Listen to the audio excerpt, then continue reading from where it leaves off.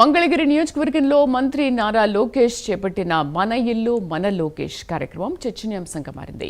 వరుసగా రెండో రోజు కూడా ఆయన 6 గంటల పాటు నిరాటంకంగా నిలబడి లబ్ధిదారులకు పట్టాలు అందజేశారు.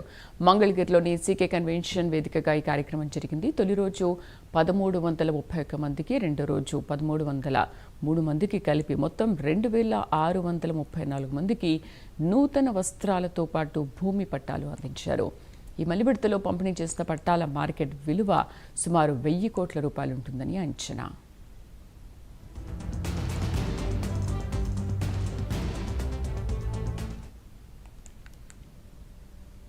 ఈరోజు కూటమి ప్రభుత్వం తీర్చడం జరుగుతుంది.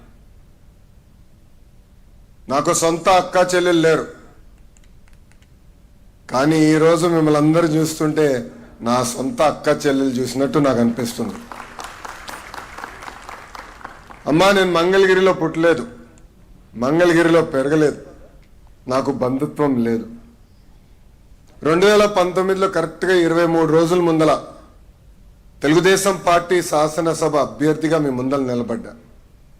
మీ సమస్యలు నాకు అర్థం అవ్వలేదు, నేనేంటో మీకు తెలియలేదు.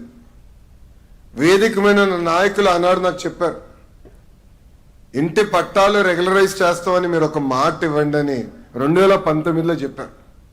కానీ వాళ్ళకి నేను ఒకటే చెప్పా, ఆ సమస్య ఏంటో నాకు తెలియదు, నాకు తెలియనప్పుడు నేను లేనిపోని హామీలు ఇవ్వకూడదు అని చెప్పా. 5300 ఓట్లతో నేను ఓడిపోయా.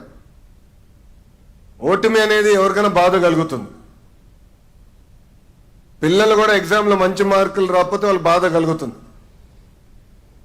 కానీ ఆ ఓటమి బాధ నాలో